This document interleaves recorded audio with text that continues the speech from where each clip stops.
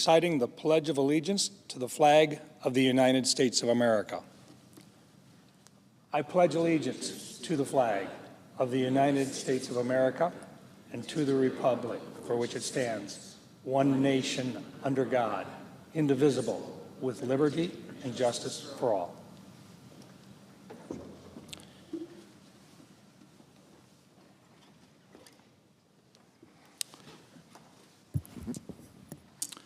The clerk will read a communication to the Senate. Washington, D.C., April 4, 2000. President pro tempore. Under the previous order, the leadership time is reserved. Morning business is closed. Under the previous order, the Senate will resume consideration of H. First thing this morning, we will talk about why they are doing this, so they can achieve tax cuts for the ultra-rich. Slashing Medicaid so cruelly and Republican agenda, plain and simple. Billionaires win, American families lose. Republicans have failed to be honest with the country about the true nature of their cuts. Today, this morning, Senate Democrats will come to the floor to put the Republican agenda on trial before the court of public opinion. They tried to hide the Medicaid cuts. They have tried to hide their billionaire tax giveaways. If Republicans won't be straight with the American people about their agenda, Democrats are glad to do it for them. Today, Senate Democrats will come to the floor to put the Republican agenda on trial before the court of public opinion, as I said before. So we continue today. First, by exposing Republicans' morally bankrupt tax breaks for billionaires. Then, Donald Trump's dumb, costly tariffs. We'll proceed to then talk about the need to stand up for our veterans and national security that Donald Trump has made even the more conservative Republican veterans organizations angry. We will then talk about the unprecedented corruption and self-dealing that Donald Trump has unleashed in our government. He and Musk seem to want to make themselves richer using their government position and their families as well to gain even more wealth. And finally, on the existential fight to protect Social Security from the chainsaw of Elon Musk. We'll speak on all of these issues as the day goes on. Democrats will expose the dark corners of the Republican plan. We will explain the devastating consequences and highlight the many injustices the Republicans will inflict that are at stake. The health care that protects our kids is in danger. The benefits that keep our seniors whole are at risk. The investments that unlock America's future are hanging by a thread, and Republicans are about to cut it. Why? Why do they do all this? What's the purpose of all this nastiness? It cannot be said enough. Republicans are trying to give the ultra-rich another tax break. Another tax break. They got plenty of money. Taking away someone's Social Security, cutting their Medicaid, telling veterans they don't get health care, all to give tax cuts for the wealthy. What an awful scheme. Why are they doing this? Frankly, they're in a billionaire's bubble. It's a small group of billionaires that run the whole Republican Party. A lot of them have been plotting to do this for over a decade with their think tanks and their right-wing media voices, and they're taking over other media and social media. But they've been trying to do it for a long time, these super rich, super greedy billionaires. And with Donald Trump, they've succeeded. These billionaires are running the show, plain and simple. These billionaires who don't have any understanding of what the average family goes through when they sit at the dinner table and say, how are we going to buy the new car? How are we going to go on that little vacation to visit grandma? How are we going to give our kids the best school supplies and education they need? They have no understanding of this. exemplified when Howard Lutnick, another one of these billionaires, when told his mother-in-law might not get another Social Security payment, he said, "She doesn't need it." Well, of course, if your son-in-law is a billionaire, Mr. Lutnick, yeah, it's easy. What about everybody else? They don't even, this billionaire's bubble is so limited. They only talk to each other. They don't even think of the harm they're doing to average people, or they don't want to know about it. So they listen to one another and refuse to understand working people, and that is sickening. When Democrats expose all these cuts to health care and veterans and nutrition, the American people will think it's sickening too. That is the fight we Democrats will have on the Senate floor. Today, tonight, tomorrow, next week, next month, next year. Democrats will fight every which way against this vicious attack on American families where billionaires win and families lose. You cruelly flay and defeat for you and your agenda. Yield the floor.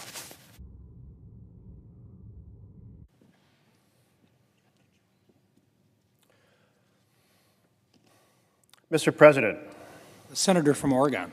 I ask unanimous consent to grant floor privileges to my interns for their shadow days on the following dates: Michael O'Rourke on April 8th, 2025, G. Reichel on April 9th, Laney Chi on April 10th, Langston Fan on April 29th, and Kaylee Lawson on May 1st. Without objection. And Mr. President, I ask unanimous consent to use a visual aid. Without objection.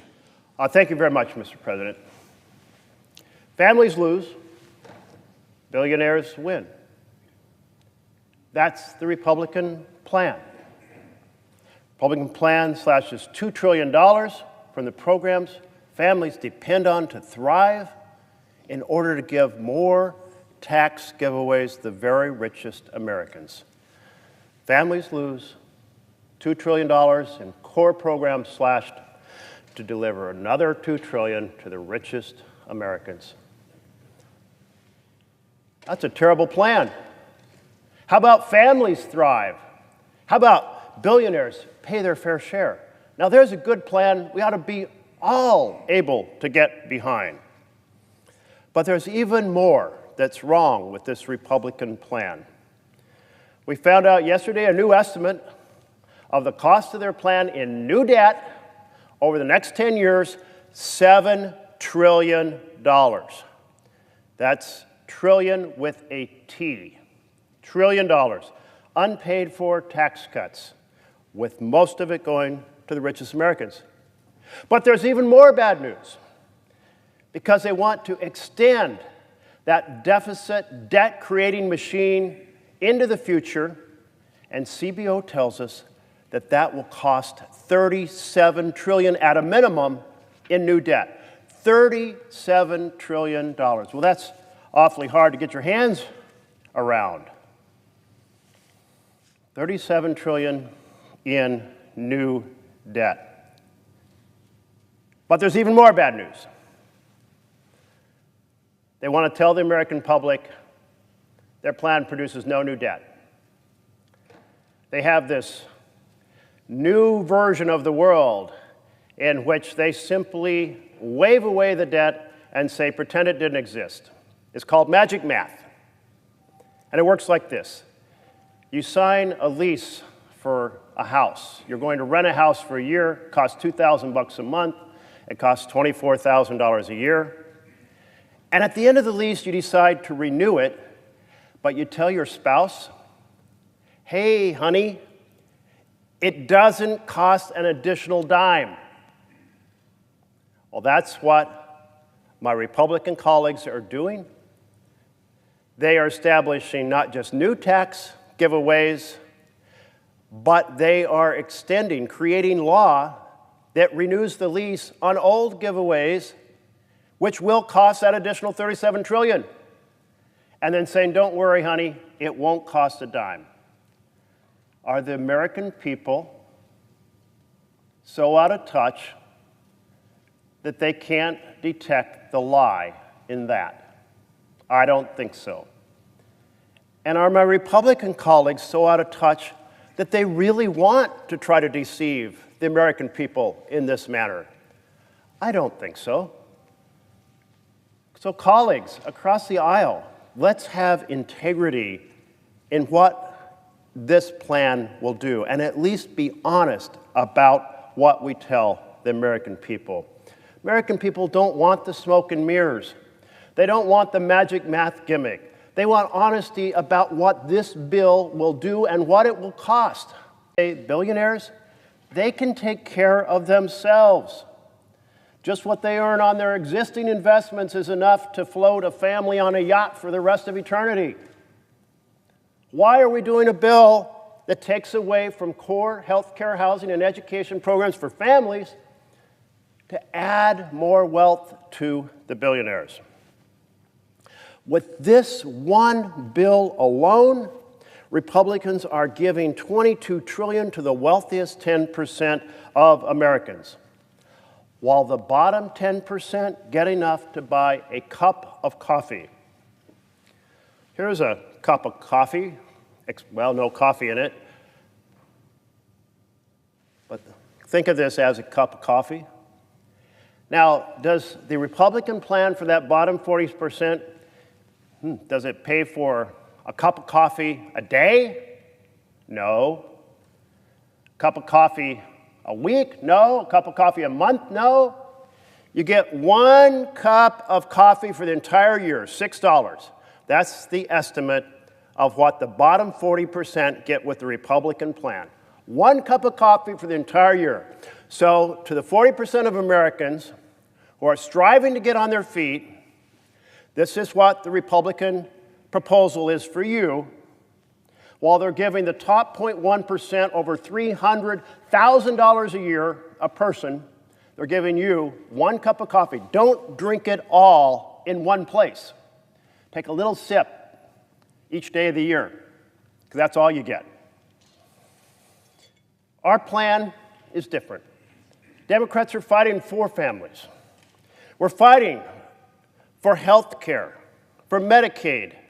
We're fighting for health care because it is a foundation on which families thrive. We're fighting for education because it's a foundation on which families thrive.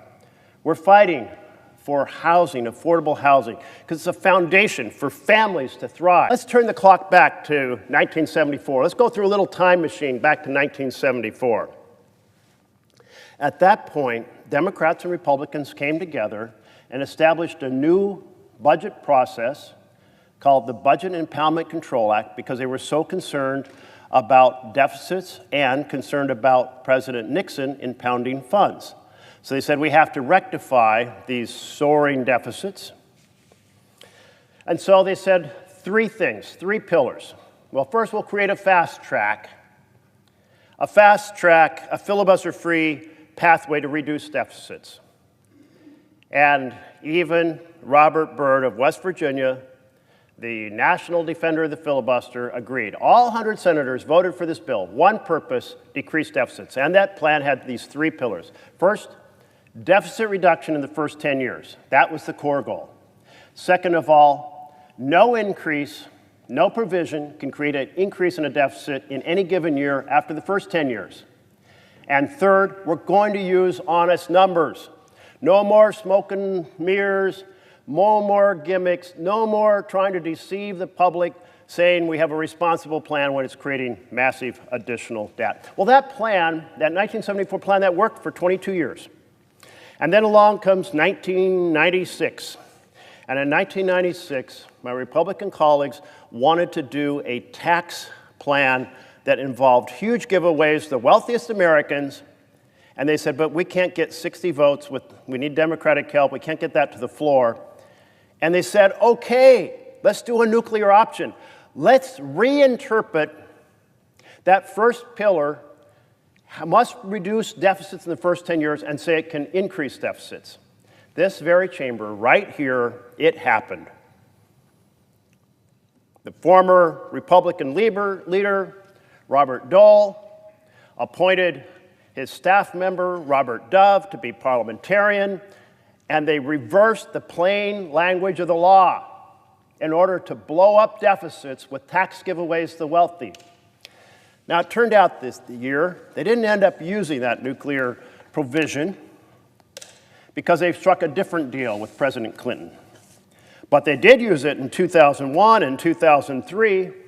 They did use it in 2017, all for massive tax cuts, the majority going to the richest Americans. So this plan, this Republican plan, it isn't new.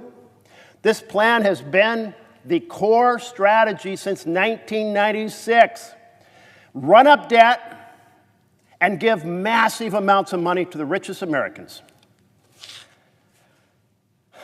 It is very disturbing to me, very disturbing to every American who sees that all we're doing under the Republican vision is increasing wealth inequality, undermining the programs for families to stand on, to thrive, and proceeding to enrich the richest people in our nation.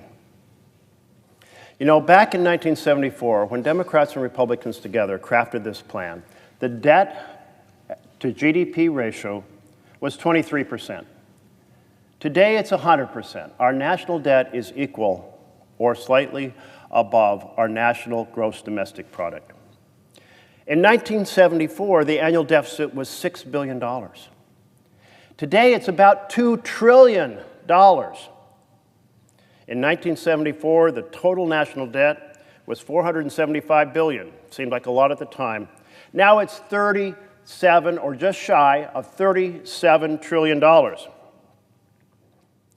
But while running on fiscal responsibility since 1996, the Republican Party has been the party of fiscal irresponsibility, changing the Senate rules to run up deficits and debt, giving away the Treasury to the richest Americans, and imposing that massive debt on the families in the future. It's hard to get your hands around what their $37 trillion debt plan means, but think about it like this.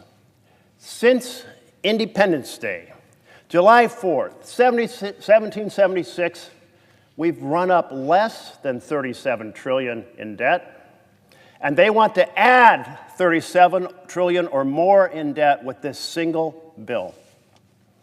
Wow, that's something. You know, candidate Trump said he'd be a champion for families, but President Trump is a champion for billionaires. This is the great betrayal.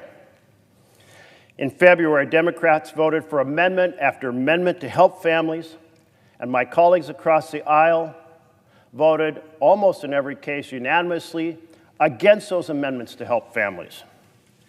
Democrats voted for an amendment to make sure Medicaid was protected. Republicans voted against it. Democrats voted for an amendment to lower the cost of groceries. Republicans voted against it. Democrats voted to lower the cost of housing, and Republicans voted against it. Democrats voted to lower the cost of prescription drugs. Republicans voted against it. Democrats voted to lower the cost of health insurance. Republicans voted against it. Democrats put forward amendments for families to thrive and for the rich to pay their fair share of taxes. And Republicans voted against it because that's not their plan. It hasn't been their plan since 1996. Their plan has been families lose and billionaires win. If this budget proposal, this vision for the reconciliation bill that will be, the weather was so cold. Well, who did we have? We had Mark Zuckerberg standing behind the president, billionaire of Meta, who owns Facebook, who gave $1 million to Trump's inauguration fund. We had Jeff Bezos, billionaire of Amazon, who gave $1 million to Trump's inauguration fund. We had Sundar Pichai, the billionaire of Alphabet, which owns Google, who gave $1 million to Trump's inauguration fund. Billionaires lined up behind him, but not just those three, also the richest man in the world, Elon Musk, the billionaire owner of Tesla and SpaceX and Starlink, and now, infamously, the name behind Doge, who spent more than $250 million to elect Trump and my Republican colleagues. And those are just the contributions we know about. We don't know about all the dark money they may have spent. Slashing programs families rely on to give trillions of dollars to the richest Americans. That's the Republican plan. Billionaires who don't care if we slash Medicaid, they don't care if grocery prices go up, they don't care about the cost of housing or prescription drug prices or health insurance, because they're billionaires. What costs to us a month's salary for them is a 1-second blip in their financial landscape. You know, Donald Trump said about the 25% tariffs on cars, I couldn't care less. I couldn't care less if automakers raise their prices. Well, you know who does care? American families. American families care because a car is a significant part of their budget, and they do care about the health insurance, they care about the groceries, they care about the rent, or the interest rate that drives their mortgage. You know, there aren't so many billionaires in America. What is the point to help a very small group of the richest get even richer? Well, that's a longer story about how money pollutes our political process. But here on the floor, where we can argue the pros and cons of policies, let's at least use honest numbers, not replace the CBO numbers with some fake numbers, not use magic math. We are here, Democrats on the floor, to expose this fraud. We are here to stop this fraud. We are here to fight for America's families. We are here to stop this budget resolution and the subsequent reconciliation bill in which families lose and billionaires win, because we want families to thrive and billionaires to pay their fair share. Thank you, Mr. President. Mr. President. Senator from Massachusetts. Thank you, Mr. President. And I want to say thank you to the senator from Oregon. I am grateful for your leadership in making sure that America understands exactly what the Republicans are up to and how they've just got one central mission, and that is cut services for everybody else, cut all the things that ordinary folks depend on so that they can deliver tax cuts for a handful of billionaires. It is obscene, and I appreciate how you pointed out.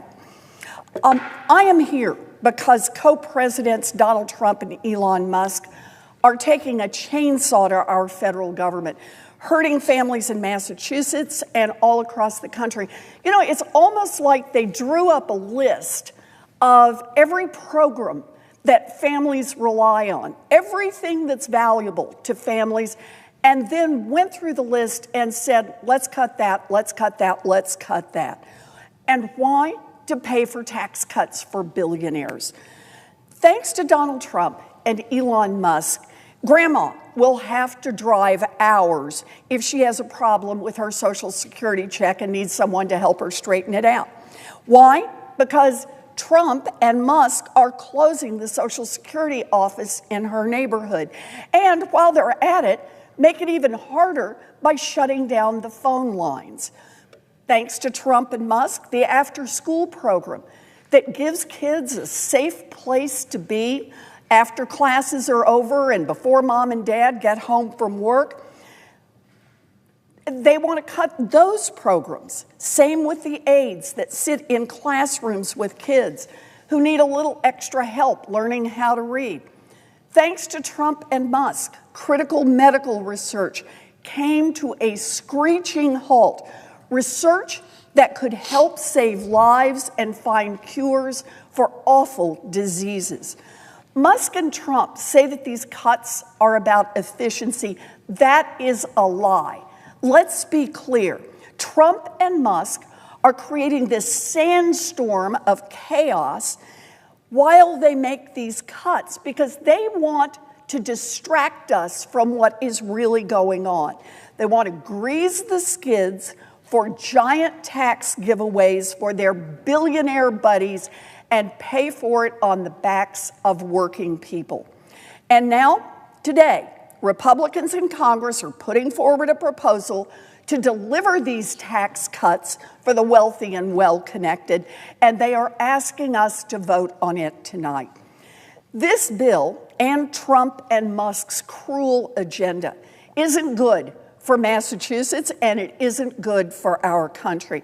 I'm hearing from families at home in Massachusetts who are feeling the pain right now. Start with medical research. Medical research powers our economy in Massachusetts, and it is the reason that we have had incredible breakthroughs like vaccines and cancer drugs that save lives. So how did Donald Trump and Elon Musk thank the doctors and the researchers who are doing this work? By canceling tens of millions of dollars in federal funds that support medical research at Massachusetts hospitals, universities, and healthcare providers on everything from clinical trials to pandemic readiness. And they did it just weeks after Trump tried to cut the funding that keeps the lights on at our community health centers. So to anyone who believes in science and believes in investing in cures for horrible diseases, now is the time to fight back. And that's why I'm filing amendments to the Republican bill to keep federal support for Massachusetts medical research institutions and healthcare providers, including our community health centers. And it's why I'm filing another amendment to fight back against Trump and Musk's National Institute of Health funding cuts, because we are a country that believes that we should invest in finding a cure for Alzheimer's, for diabetes, for cancer, and for other diseases. And on education. Education levels the playing field. It gives every kid a fighting chance. Doesn't matter to Trump and Musk, just this week, they slashed millions of dollars in funding for K-12 education in our Commonwealth, shut down a regional office in Boston that helps administer Head Start, canceled millions of dollars in funding that was helping pay for kids' school lunches. To them, that was the cherry on top of Trump's executive order to, quote, abolish the entire Department of Education, throwing schools all across this country into chaos. So, to students, to parents, to teachers, now is the time to fight back. We are fighting for an America where it's not just the kids of billionaires who get a good education, but every kid in every community all across our Commonwealth. It's why I've got an amendment to the Republican bill to protect education funding in Massachusetts and to protect services like Head Start that lift up our kids and make sure that we are not leaving families hanging out to dry. And I'm fighting for our workers. Last week, Donald Trump signed an illegal executive order attacking federal unions and stripping workers of their rights. It is the definition of union busting, and it is an attack on the workers who make sure that our food is safe to eat, who make sure that it is safe for us to fly in airplanes, who make sure that we take care of our veterans, who try to help us and protect us from viruses and diseases and so much more. So to workers in Massachusetts and all across America, now is the time to fight back. We need to amend this Republican tax cut bill to affirm federal workers' right to unionize and to collectively bargain, because the labor movement is bigger than Donald Trump and his unelected billionaire co-president. And we believe that every worker deserves the freedom to join a union and to negotiate for a fair contract. Donald Trump and Elon Musk are sawing through the programs that help working families breathe a little easier every day. And they're doing it so that their billionaire buddies and giant corporations get trillions of dollars in tax giveaways paid for on the backs of everyone else. So here's the big question. Are we going to hand our country over to co-presidents Donald Trump and Elon Musk and a handful of other billionaires and make everyone else pay for it? Or are we going to be a country that says, no, we want to make these investments so that everyone in this country gets an opportunity? Everybody's at least got a chance to build something for themselves. That is the fight in front of us, and that is the fight I am fighting every single day for people in Massachusetts and all across this country. Our public schools are the foundation of our future, but Donald Trump and Elon Musk are trying to end public education as we know it. Trump fired 1 out of every 2 federal education workers. And then the next day, the application for federal financial aid for millions of students went down. Then he signed an executive order to abolish the Department of Education. So he fires the workers at the Department of Education, the federal financial aid for millions of students goes down, and then he just tries to end the entire Department of Education. States are already ringing the alarm bell that funding for little kids' school lunches is at risk. Kids with disabilities could lose their classroom aid. High schoolers who are already panicked enough about college are now even less sure about what their future looks like. My very first job was as a public school teacher for kids with special needs. I've seen with my own eyes what the Department of Education does for families. So this week, I launched a campaign to save our schools and to bring everyone into the fight for our public schools. One of the best ways to fight back on behalf of our schools is to share stories about what matters to us in this country. We know the power of telling stories and the power of organizing people and bringing them into this fight. So I asked people all across this country to share a story about a public school teacher who made a real difference in their lives. In the first 24 hours after I put out that call, we got a flood of messages from people in communities all across this country who just wanted a chance to tell a story about a teacher who made a difference in their lives. So I want to read some of those into the congressional record here. Quote, I am visually impaired. My high school teacher consultant defended my rights in the classroom. I was able to graduate and am now on my way to a Master of Public Policy at Georgetown because of him. That's how teachers make a difference. Another, Mrs. Butler, 4th grade, born Massachusetts, 1996, had us bring in newspaper stories, taught us chess. She spoke to us like we were little adults and treated us with respect. Someone who remembers that many, many years later. Mrs. J. I went to high school in Wisconsin and she was my AP psychology teacher. She made me feel special. And I found out later I wasn't the only one. I bumped into her years later and she inspired me to go on to grad school. I didn't even know a master's in higher ed was a thing without her.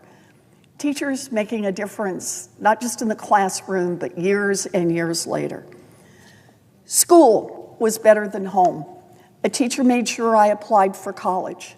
I went, I graduated. Again, changing lives. My daughter was born with disabilities. She was told she was powerful. She has an MBA.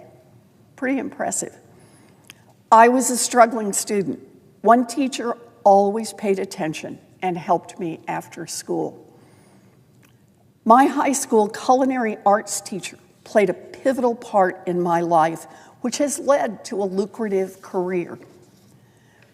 My son's music teacher went out of her way to create a spot in the school band for him to play his electric guitar.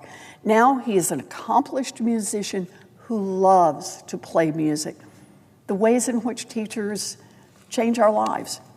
My 5th grade teacher taught us to knit, which allowed us kids with different learning needs to thrive! Exclamation point. Someone who is grateful to this day. My husband works for a high school in Alabama and teaches teens coping skills. It has prevented suicides. Truly, truly the importance of what our teachers do. I was raised by a single parent who didn't go to college, and with the expectation that, due to cost, college would not be possible for me. One of my teachers repeatedly told me I was smart and capable and that I should go to college, and then helped me apply. Now, I have a PhD in materials chemistry and work at a defense lab. A reminder, teachers don't just contribute to the lives of their students, they contribute to the growth and the future of our entire nation. My high school Spanish teacher inspired me to be brave and explore the world outside my small rural town. Good for you. Here's one. I was bullied a lot as a kid. My 6th grade teacher finally got my bullies to leave me alone. There's something life-changing for a 6th grader. My 8th grade social studies teacher, Mrs. Gifford, made me want to be a social studies teacher too. I was a struggling student. One teacher always paid attention and helped me after school. High school Spanish teacher inspired me to be brave and explore the world outside my town. Had a public school system not worked for my child, she wouldn't be where she is today. My American Studies teacher enthusiasm inspired my love of politics and history. Here's one from a teacher. I'm a public school teacher for deaf and hard of hearing students. I became one because I had an individualized education program, or IEP. I continue to be inspired by Mrs. Baumler, who showed me what project-based learning and collaborative education can be. My daughter's kindergarten teacher seeks grants on her own time to help her kids adjust. Mrs. Snyder is the only person who told me I could have a career in the arts. Mrs. Tolel, my sewing teacher, she was very kind to me at a moment in my life. We remember those moments. Both my kids have been in special education. One has a PhD, the other is in law school. I have my own story.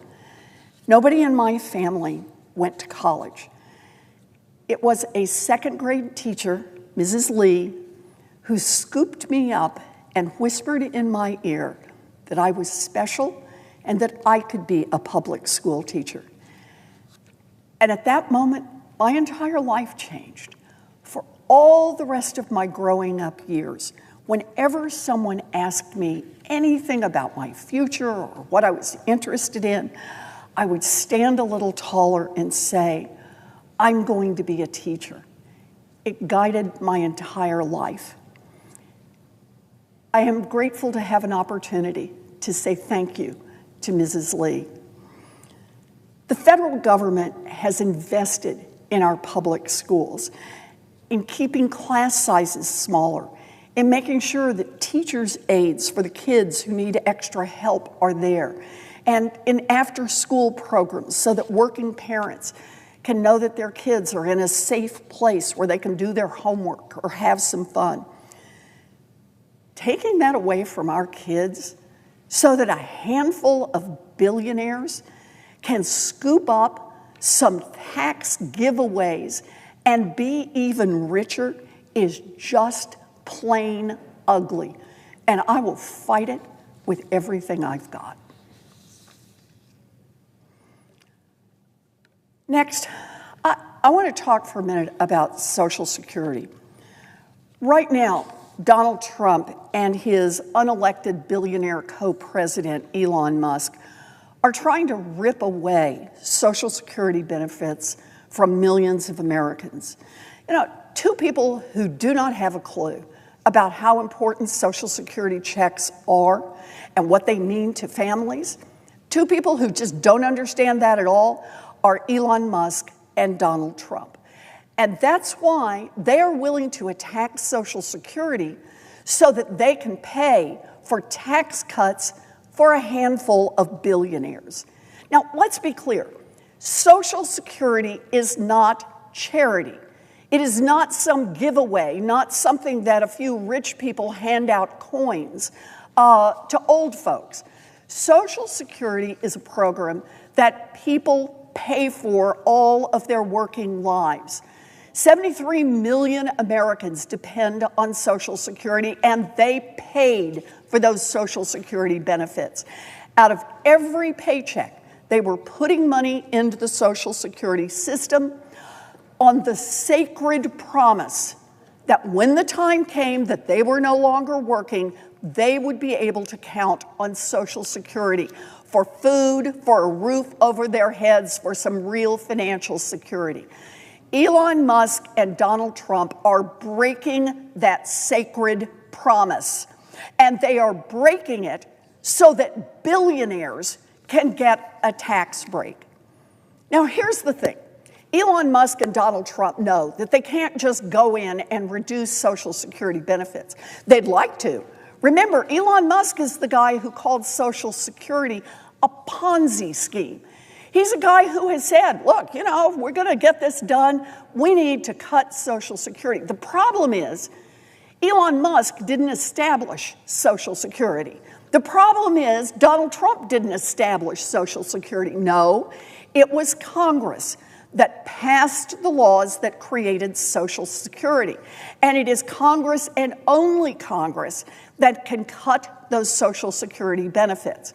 So you would think Elon Musk and Donald Trump, Republicans are in the majority right here in the Senate, over in the House of Representatives. If they really want to cut Social Security, then do it out in the open and introduce a bill. Have your Republican buddies introduce a bill to cut Social Security benefits, and let's see where that goes. But no, they know that cuts to Social Security are deeply unpopular, deeply unpopular. They know that people who answer to the voters are very hesitant to do that. So what have they figured out? A backdoor way to come in and cut Social Security. And how do they do that? They just make it harder and harder and harder to get the Social Security benefits that people paid for year after year after year. Make it harder to correct an error. Make it harder to apply. Make it harder to get any help if your check doesn't arrive. And all of that has the effect, just a little over time, of cutting more and more people out of the system, fewer and fewer people who get what they paid for. How do they do that? Well, they shut down the phone system. So you got a problem and you try to call and get it straightened out? Nope. Donald Trump and Elon Musk want to just shut that down, so that's not available. They're closing Social Security offices. So instead of being able to go to the office near your home, you may have to drive an hour or 2 hours or 3 hours to get to a Social Security office. And what if in your 60s, in your 70s, in your 80s, in your 90s, you're not able to drive? You can't get to that office? Well, either you give up or you find somebody who will be able to take you there. But even after you get there, you can't get the problem solved because there aren't enough people. We're already hearing about lines that are 50 people long, that it takes 4 and 5 hours to make your way through a line, which is a pretty tough burden on many of our seniors. If the Social Security office closes before you can actually get to the front of the line, too bad. See if you can get a ride and come back another day. So what will that mean? Some people won't start their benefits when they're legally entitled to do it. Some people won't get problems corrected. Some will just give up. without getting what they are legally entitled to. Another way to cut Social Security benefits and cut them and cut them. And again, why do that? Why impose that kind of misery on people around this country? Only so that Elon Musk and Donald Trump can pay for tax giveaways to a handful of billionaires and billionaire corporations. This is fundamentally wrong. We need to get our priorities straight. We need to honor our sacred promises under Social Security, and we need to tell those billionaires and billionaire corporations they can pay their fair share to make this country work.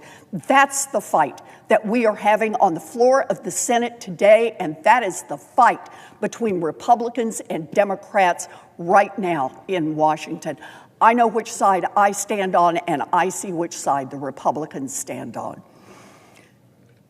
This is ultimately what our entire debate is about right now, and that is, who does this government work for? Donald Trump, Elon Musk, and their Republican enablers here in the United States Senate are making that clear through their budget. You want to understand somebody's values? Take a look at their budget. And that is true for the budget of the United States of America. Because Republicans are in the majority, they're the ones who put the budget forward. And that's what we're debating today. It is a budget that is about tax cuts for the wealthiest Americans. And the price tag for these tax cuts keeps going up. Because instead of being embarrassed about the cuts to Social Security, instead of being embarrassed about the cuts to medical research, instead of being embarrassed about the cuts to public education, Republicans are in the business now of doubling down and doubling down again. The first version of this budget that they put out would have given away about $4.7 trillion, an amazing amount of money that would have been soaked up mostly by millionaires, billionaires, and giant corporations. And then, next round, the price went to $5 trillion. As of this morning, the best independent estimates of the costs of the Republican plan is $7 trillion in giveaways, paid for by our public school kids, paid for by our seniors who need health care, paid for by people who rely on Social Security, paid for by cutting medical research, paid for by our Veterans Administration, paid for out of the backs of the work that is done for families all across this country. This is a moment in American history when it's put in front of us in the starkest terms, who do you think government should work for? And the Republicans, with their budget, have made clear they think government should work even better for a handful of billionaires and billionaire corporations. And when they worry about the costs, they say, we know how we can fix the cost problem. We'll just cut the funding that goes to public education. We'll just cut the funding that goes to medical research. We'll just cut the funding that goes to the Veterans Administration that helps our vets. We'll cut the funding that Americans rely on all across this country. That's where we are right now. And Democrats are fighting back. Look, we don't have the votes. I get that. Democrats only have 47 in the Senate, Democrats plus independents. Republicans have the majority of votes. But what we have is people across this country who are saying, that's not what I want. That's not what I voted for. I don't want to see our country do giant tax giveaways for billionaires. I want to see our country continue to support public education. I want to see our country continue to invest in medical research. In fact, a lot of people around this country think we ought to be doing more of that. Let's put more investments in. Alzheimer's, for example. We're getting closer and closer to a cure, or at least a treatment. If we don't find that treatment, we're going to be spending billions more down the line to take care of people who have fallen prey to the ravages of Alzheimer's. Let's invest in research now. It saves families a lot of heartache and frankly saves us a lot of money, but not Donald Trump and Elon Musk and the Republicans. They say, nope, let's just cut that research, those research dollars in half. And if that means ending clinical trial programs, they don't care. Not their problem. They're doing just fine. Cut those programs. It is bad for our families and it is bad for our economy. But Trump, Musk, and the Republicans basically just don't care. Same kind of problem on public education. You know, I love Save Our Schools that we launched just a little over a day ago. And the stories have flooded in of people of all ages, people from all different parts of the country. People have all different kinds of jobs right now who say, oh, yes, I remember that teacher. I remember my second grade teacher who changed my life. I remember that sixth grade teacher who taught me how to deal with the bullies. I remember the high school teacher who told me I really could do something more and encouraged me along. The parents who wrote in and said they had children with real challenges, and it was a public school teacher who stepped up and helped move them forward. We focus on the teachers here, but it's the whole group that has committed their lives to our public education system. It's the bus drivers, it's the folks who work in the cafeteria, it's the people who order the supplies to keep it all going. And they all do it because they believe in investing in our future. They believe in an America that we build, an America that gives every kid a fighting chance. Now, I started out as a public school teacher with kids who had special needs. And I really saw firsthand what it means to believe in the worth of every child and to invest in those children so that every child can do his or her best, so that children have an opportunity to grow, to learn, to live independently. All of that is the commitment of our public schools and our public school educators. Everybody is a part of that team because they believe in our kids and believe that this is how we build a future. No nation builds a great future by shortchanging its children. That has been a core part of our American values for a long, long time. And now Donald Trump and Elon Musk come along with a chainsaw and say, we're just going to lop those programs off. We're just going to cut them off. Already tried to fire half of all the people who work at the Department of Education and then decided that wasn't enough. So they turned around and said, let's just shut the whole Department of Education down. And it's already having an impact on people's schools, are scrambling to figure out what their budgets will look like. Who are they going to have to lay off? Class sizes are likely to get bigger. That hurts every one of our kids. The kids with special needs who need an aide sitting beside them, they're likely to have to go away. Can't do that work anymore. The whole notion as a nation that we care more about a handful of billionaires getting, listen to those numbers again, $7 trillion in tax giveaways from the Republicans, while we just starve or completely eliminate the programs to support public schools all across this country. Budgets are our values.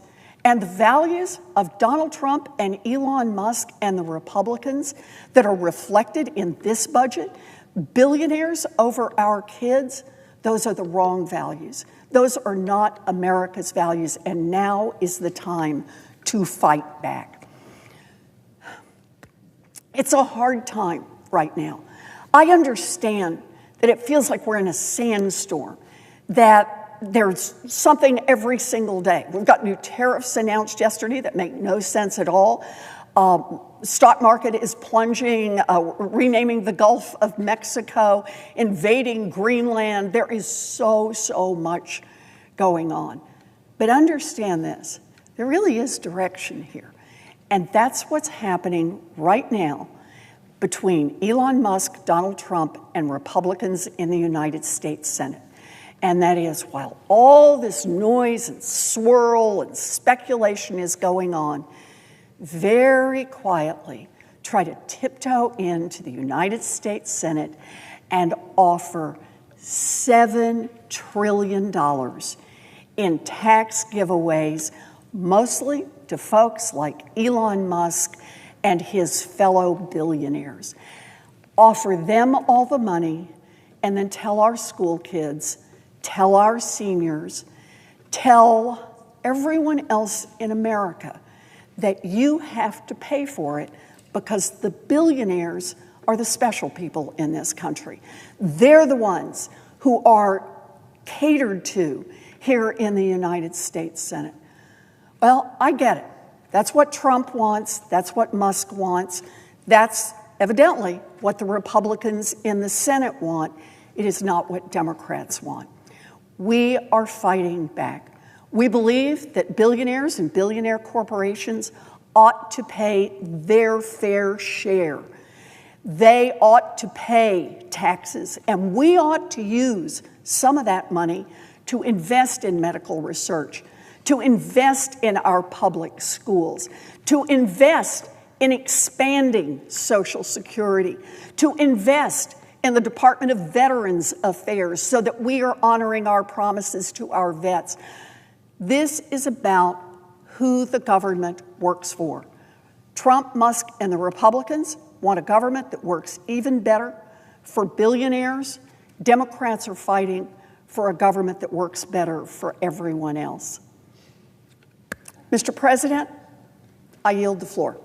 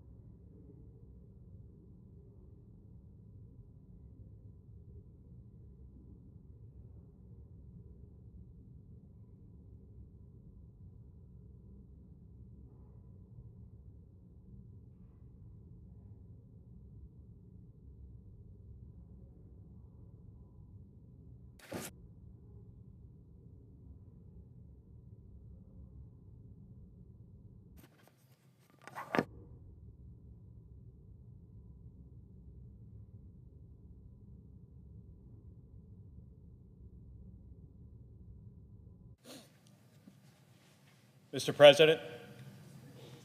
The senator from Arizona. Mr. President, across Arizona, I am hearing from families who are doing everything right. They're working longer hours, sometimes 2 or 3 jobs, budgeting carefully, trying to save for their families and their children's futures. But they're still paying more at the grocery store and more for rent and barely making it from one paycheck to the next. One emergency, whether it's a car repair or a medical bill, could throw the entire monthly budget out of whack. That's what people are living every single day. So when they hear that Congress is once again debating another tax cut, but not for them, for billionaires and giant corporations, they wonder, who in Washington really cares about me? Who is Washington working for? This is a handout to a tiny fraction of some of the wealthiest people in the world, people who already have more money than they could spend in a lifetime. If you raise taxes on the billionaires and multimillionaires, which is what we should be doing, they'd still be billionaires and multimillionaires. But once again, Republicans want to instead cut their taxes, and working families are going to be the ones left holding the bill.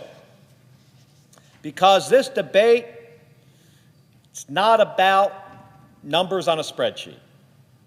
This budget is about what gets cut to pay for those tax breaks.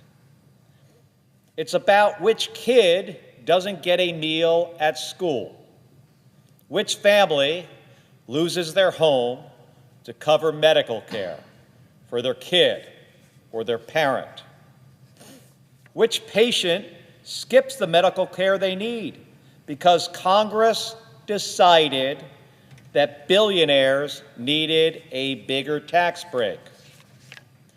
We don't need to guess what that looks like. Arizonans are already telling me. Angela from Phoenix works in school nutrition. She called my office to speak out against these budget cuts, and I'm going to quote her directly. And this is a quote from Angela. "I work in school nutrition, and I see how many students benefit from the school breakfast and National School Lunch Program. The National School Lunch Program is actually the second largest food nutrition assistance program behind SNAP. And when students participate in these school meal programs, their families benefit and the community benefits." This is still Angela here. If we keep making these cuts, we're going to harm people that are already hurting. People are already struggling out there. We're already struggling.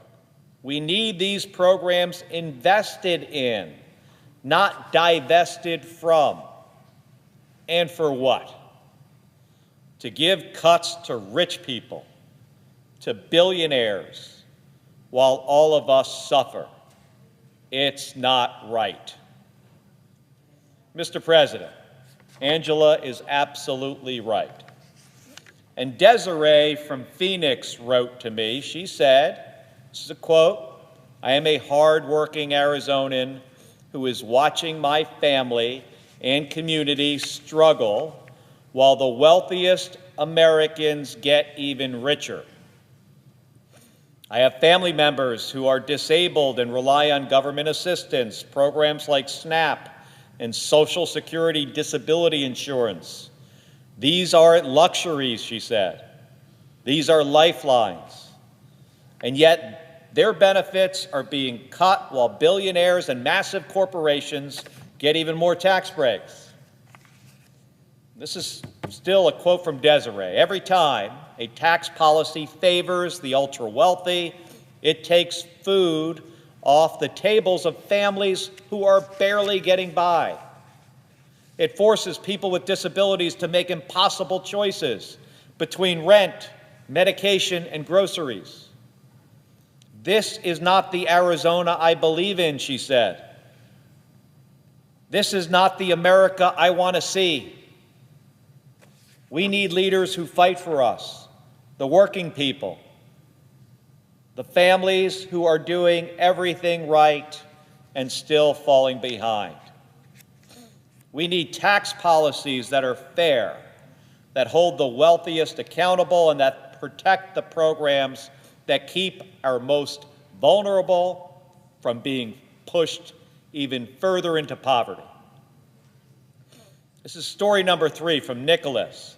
Now, Nicholas, he's a medical student from Arizona, and he wrote to me about what these cuts would mean for him and his partner, who are both about to graduate with hundreds of thousands of dollars in student debt. And Nicholas said, Congress must pass a budget that benefits Americans instead of slashing funds to essential life-saving programs like Medicaid to finance tax breaks for the wealthy. He said, this is a quote, "I would not have been able to afford health care during medical school without Medicaid. My partner is in the same position. Please consider people like us who rely on these programs so we can stay healthy and continue serving our communities as future physicians." And Lexi from Phoenix, who has had 9 open heart surgeries. She's now in heart failure and she's disabled. Medicaid and SNAP are the only way that she can access the care, medications, and the food she needs to stay alive. Lexi said, in this letter, she said, removing programs such as Medicaid and SNAP would be terribly detrimental to people like myself with disabilities. And she said, I myself, along with other patients with congenital heart disease, whether they be adults or young children looking to stand a chance in the world, would pass away. She said she and others will die. She went on, in a way, I feel as this letter will be pushed aside and ignored. However, I am hopeful that this letter will actually hold to something for the members of the 119th Congress to actually take a stand against Mr. Trump and his administration and their life-threatening agendas. Mr. President, every single one of these stories is a reminder of what's at stake here. These are the voices we should be listening to, not billionaire donors, not corporate lobbyists. And by the way, Elon Musk shouldn't be rigging the federal budget to give himself another tax break. Why is he allowed to do that? I'd rather listen to Nicholas and Desiree and Angela and Lexi. These are the people we should be listening to, not an unelected billionaire working for another billionaire, trying to give billionaires more tax breaks. Mr. President, Arizona families, they're paying attention. I'm sure Kansas families are as well. And they're asking us to do the right thing. These are the people who will pay the price if Senate Republicans move forward with this plan. And it's a steep price. And let's be clear, this is not the first time that we've seen this playbook. This is a rerun. In 2017, President Trump signed into law the so-called Tax Cuts and Jobs Act. That's what they called it. It slashed the tax rate for big corporations It showered benefits to the top 1% and promised big things. It promised higher wages for workers. It promised a manufacturing boom and stronger economic growth. Now, you want to know what really happened? Workers didn't get big raises. There was no manufacturing boom. Instead, corporations used the money to buy back stock and enrich their executives and their shareholders. Big surprise. According to the Center on Budget and Policy Priorities, the top 5% of earners received nearly half of the tax benefits. Think about that. The top 5%, they got half. A family making $30,000 a year, you know how much they got? $130. But those in the top 0.1%, the ones making more than $5 million, they got a $278,000 tax break. The rich got richer. Everybody else got screwed. And now, some of my colleagues, they want to do it again. They want to extend those tax breaks permanently. And they're trying to hide the true cost of this using a gimmick called the, get this, the current policy baseline. This is a pretend way to make these tax breaks look like they don't cost anything.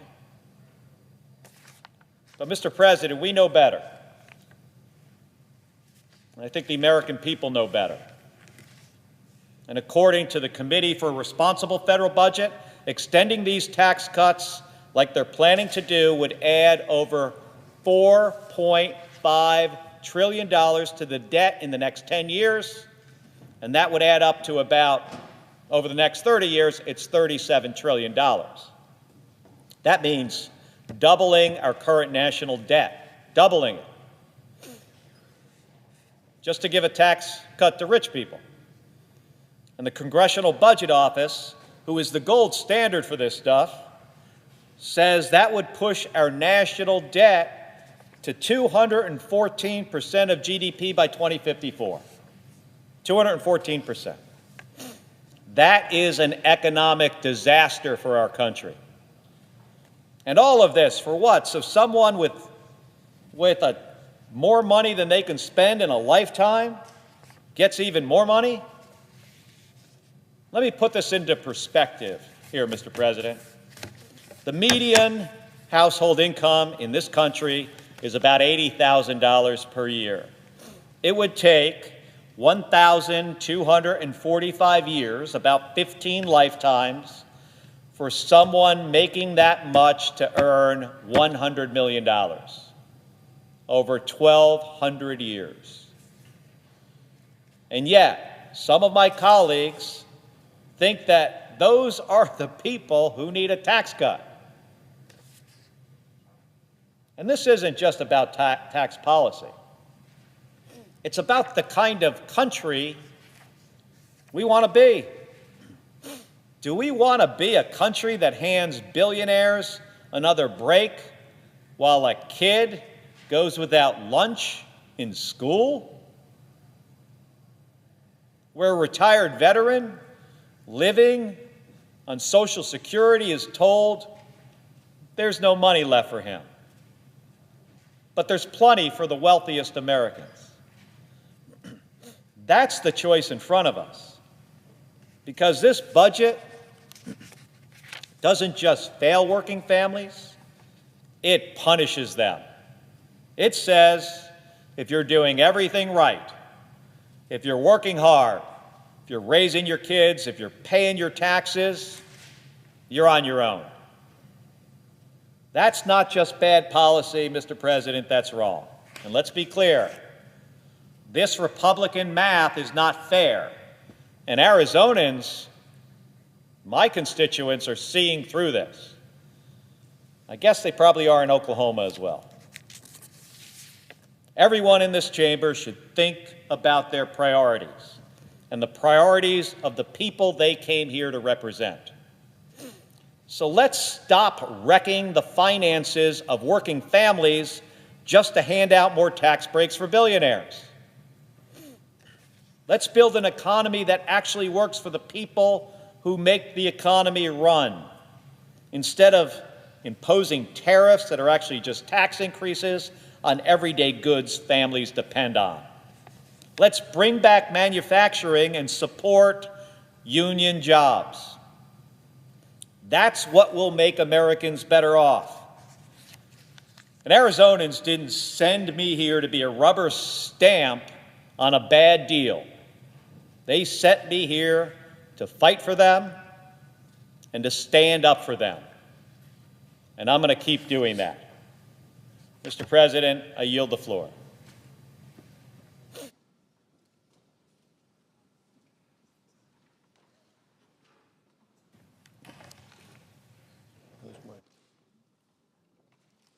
Mr. President.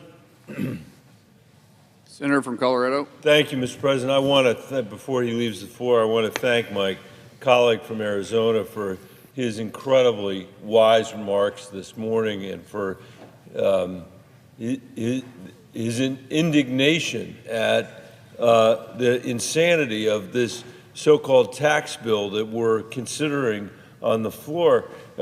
Just what he was saying was about the benefits of this bill and how they're all going to go to the wealthiest people in America. I sat here wondering, why?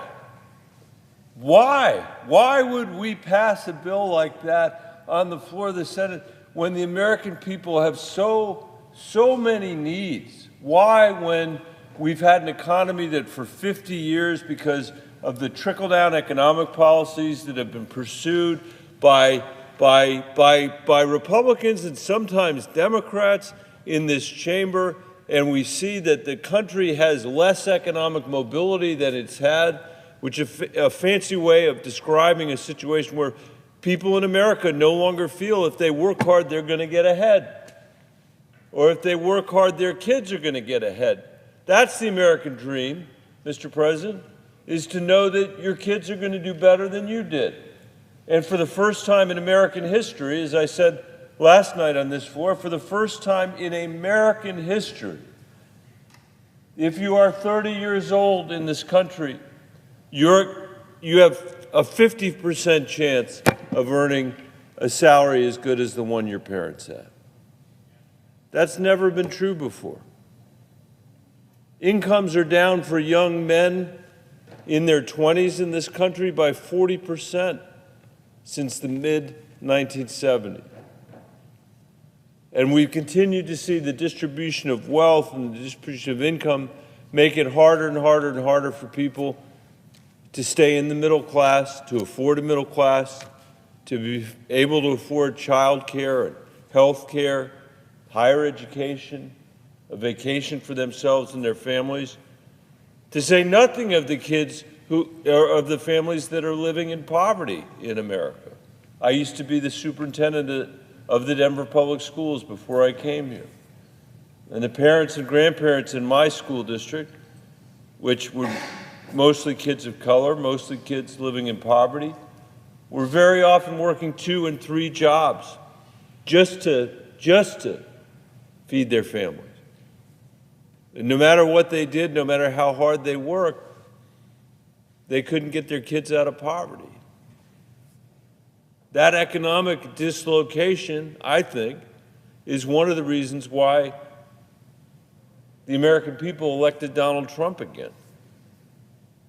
Because they were so frustrated with an economy that seemed to have no benefit for them or their kids that they were willing to take the risk of chaos to try to have some sort of breakthrough. And while I wouldn't have wanted that chaos, I could understand the impulse.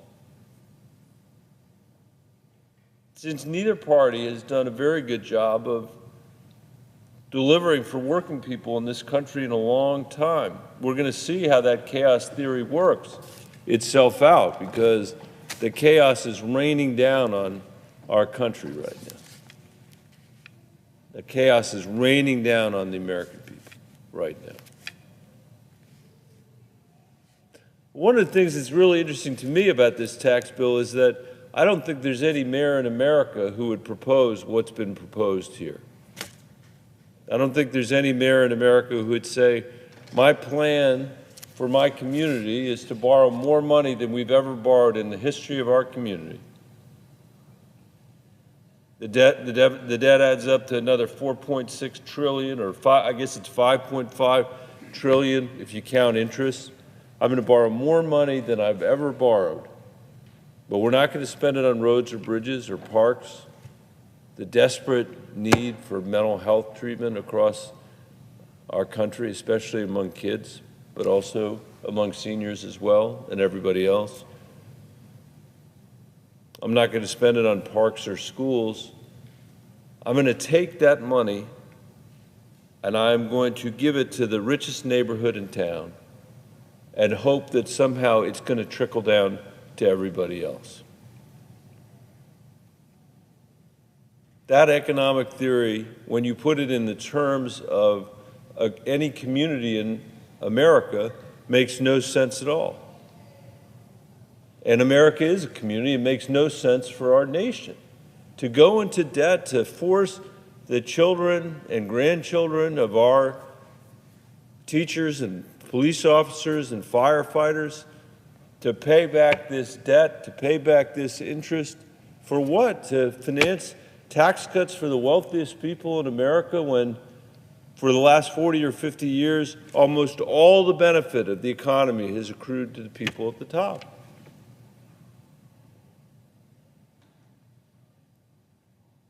We need an economy in this country, Mr. President, that when it grows for everybody, not just the people at the top. That's what we need to do to save our democracy. You can't run a democracy successfully if people feel like their kids aren't going to live a better life than they live. You can't make a case that the rule of law is important or that our checks and balances are important. Our exercise in self-government is important if people feel like their kids aren't going to do better than they did. Show me a time in history when that's been true, in human history when that's been true. It would be unreasonable to expect that that's going to be the case here. And you can feel the strains of that. You can feel the strains of that. Every day I go home to Colorado and I see people in every single county who are worried that their kids are not going to be able to afford to live in Colorado. They're worried that their kids are never going to be able to afford the housing that they've been able to afford. I could imagine a set of tax policies that made a lot of sense to America. I have fought for years and years and years to expand the child tax credit in this country. In fact, we did it during the Biden administration for 1 year. We were able to expand the child tax credit. Over 90% of families in Colorado benefited, 90% of kids benefited. We cut the child poverty rate in America in half. In the richest country in the world, we demonstrated that we did not have to accept the level of childhood poverty that we have as a permanent feature of our democracy or a permanent feature of our economy. We could fix it on this floor. We could pull a lever that actually mattered to the American people. And it did matter. That was a tough time during COVID. That was a tough time for family. Not only that, we were able to take that tax credit and pay it out monthly. There were a lot of people in this city who said that would be impossible, that the IRS could never do that. Well, they did it. And families had a little bit of an extra benefit at the end of the month to pay for school books or after-school programs or clothes to go back to school at the beginning of the year. That's the time of year it was. And you could feel the compression literally lifting off the chests of working people that I represented, who could, for a moment, feel like they could make the rent and also buy a few extra hours of childcare so they could stay at work, so they could make more money to support their children. That's a glimmer of what it would look like to have an economy that when it grew, it actually grew for everybody, not just the people at the very top. Where people felt like they can work hard and get into the middle class. They can work hard and get out of poverty, get their kids out of poverty, most importantly, and get into the middle class. We could expand the earned income tax credit, it's called, which rewards working people again. That also would be a tax cut for the middle class. In fact, if you take those two tax cuts together, which we did during the Biden administration, but now has gone away, those were the largest tax cuts for middle class people, for working people, I think, in the country's history, certainly in modern history. It was the biggest reduction in childhood poverty in modern American history, and probably in American history. I actually think we should end childhood poverty in this country. That's what I believe. I think the richest country in the world should see as it being in our interest to end childhood poverty and and reduce all of the ancillary problems that occur in our society because kids are living in poverty for no fault of their own. Everybody knows that. Better investment in early childhood education. Better investment in kids to get them out of poverty, that's put them on the right path. We're going to pay for it one way or another. And I'd rather pay for it with productive citizens as a benefit of a tax code that's actually investing in the American people. But here we are finding ourselves in a place where what we're being told is we're going to pass a tax bill that blows a massive hole in our deficit that's about the size of all the money that we've borrowed to get here to begin with. And for what? To give tax cuts to the wealthiest people in our country, to the wealthiest neighborhoods in America, and expect that somehow that's going to trickle down to everybody else. Why would we do something that irrational when the needs in America are so great, when we have the lack of economic mobility that I was talking about? I can think a lot of reasons for it, but one of the ones that I keep coming back to are the campaign promises that some people seem to make around here as a result of the distorted campaign finance system that we have.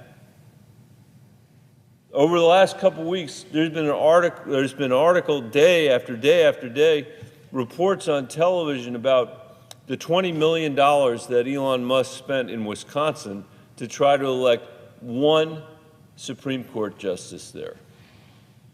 He was unsuccessful. The people in Wisconsin rejected Elon Musk's three-ring circus that he brought to Wisconsin. They rejected his $20 million. But one of the things that's so amazing to me is how cavalierly we accepted the idea that he was spending $20 million to begin with. He's proud of that. He's proud of that. He spent roughly $290 million on Donald Trump's campaign. I think it's inarguable that he might have made the difference in Pennsylvania, for example, where he was practically handing money out. I mean, it's like a portrait of the Senate in the Gilded Age, where the Senate was dominated by special interests with cartoons of dollar bills falling out of their pockets. And he wandered around Pennsylvania with dollar bills falling out of his pockets, $100 bills, $1,000 bills. In Wisconsin, $1 million bills he's given away for the benefit of Donald Trump and to keep the tax system as distorted as it is, as unhelpful to the American people as it could be. Now, here's the thing. He is so wealthy. He is so wealthy. I think he's worth something like $78 billion, something like that. I'll check that. But he is so wealthy that that $20 to him is such a small fraction of his wealth that it's like somebody in Colorado buying one hamburger from McDonald's. Would somebody in Colorado spend the money on one hamburger from McDonald's if they thought they controlled the outcome of an election in Wisconsin? That $290 million that he spent in Pennsylvania, or in the last Trump campaign, a big part of that in Pennsylvania, but other places as well, that sounds like a lot of money to anybody here. $290 million, that is a lot of money. If you look at that in the context of, a teacher in Colorado, it's about $50. That's the cost of a steak dinner for a teacher in Colorado. That's not nothing. That is not nothing.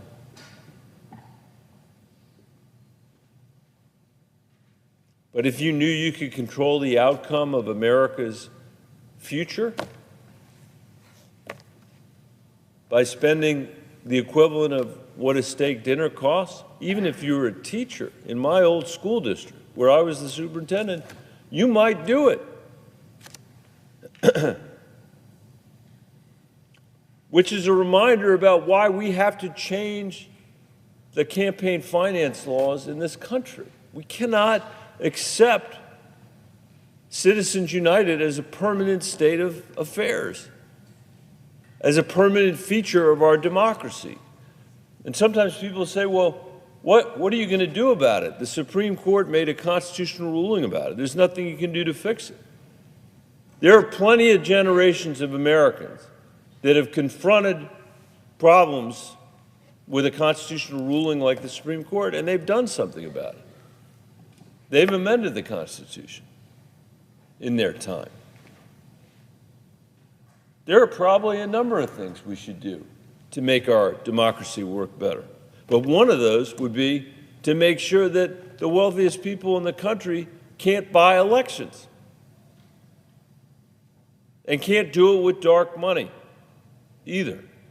So we can understand what's actually going on here, and we can explain why we've got such a preposterous proposal in front of us right now that cuts taxes for the wealthiest people and threatens health care for the most vulnerable people in our country.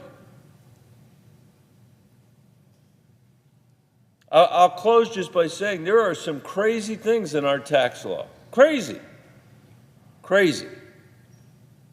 There's this thing called step-up basis, where people like Elon Musk and Mark Zuckerberg, the wealthiest people in our country, and I don't begrudge them their success, but the wealthiest people in our country are evading all taxes on the money that they've made, because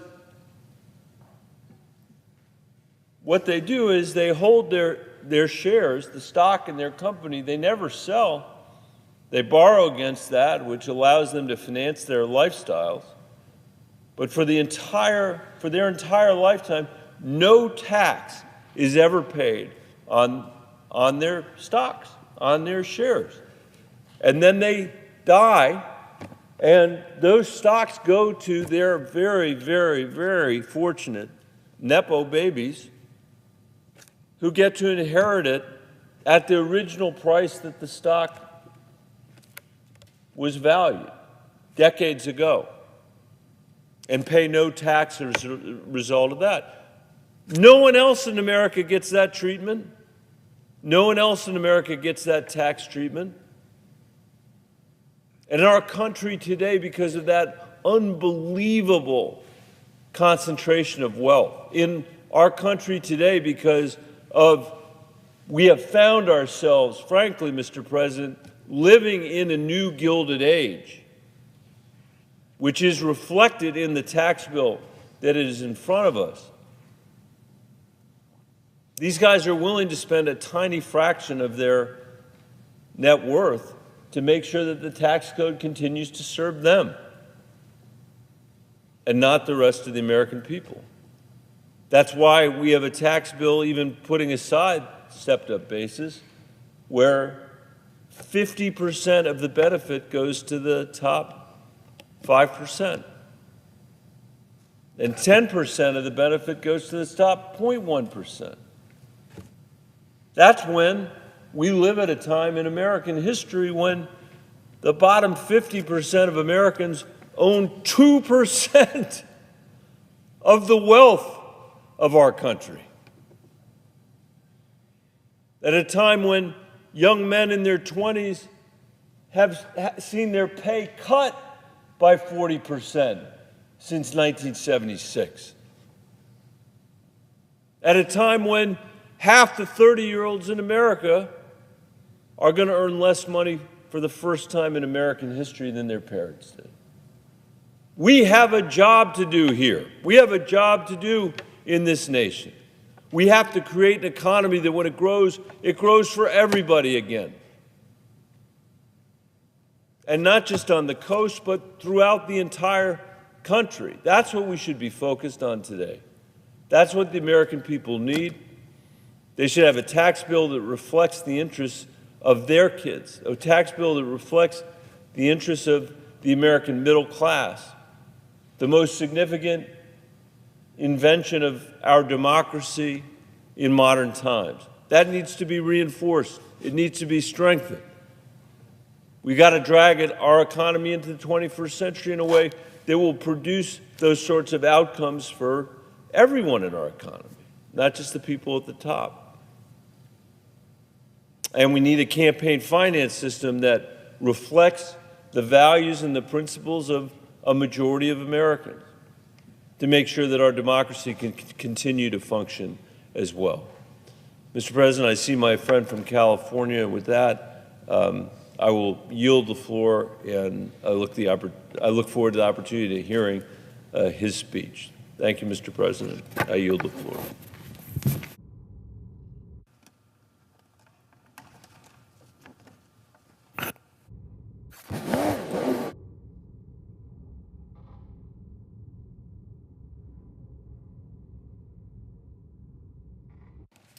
Mr. President. Senator from California. Mr. President, I thank my colleague from the state of Colorado for yielding and staying for a few minutes because I know that he shares one of my key observations as I woke up this morning preparing for today's discussion, today's debate, and for today's series of votes.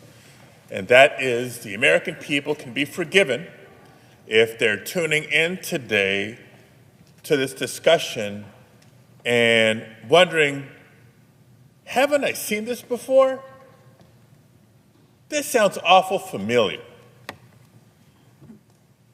It was a little over 7 years ago, in December of 2017, that Republicans passed the single biggest priority of the first Trump administration. No, it wasn't record investment in our nation's infrastructure. That was promised almost on a weekly basis. Never happened under the first Trump administration. And despite their best efforts, it was not repealing the Affordable Care Act, as they pledged to do time and time again. What Republicans were successful in doing was passing a historic tax break for the wealthiest Americans. It added nearly $2 trillion to our nation's debt. Deficit hawks, are you listening?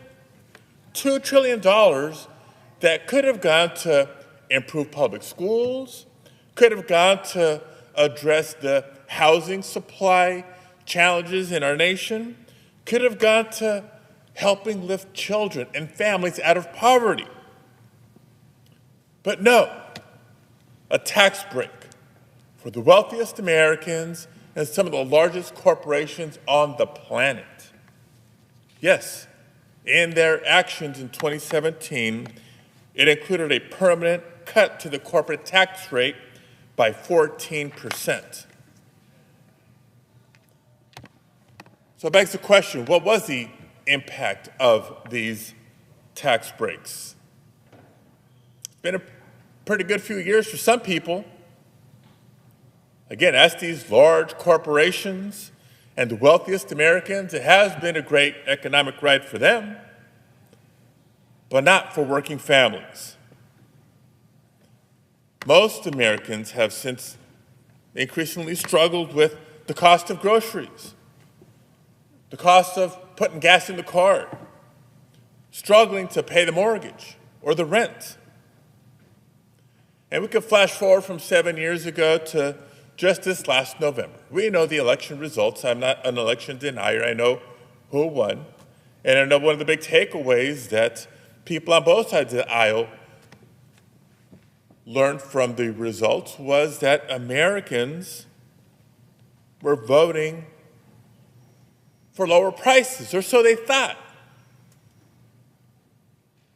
And so I want to ask a question and follow it up with an explanation to my Republican colleagues. When is enough enough? Because since the day Donald Trump took office for a second term, we continue to see prices going up, not down.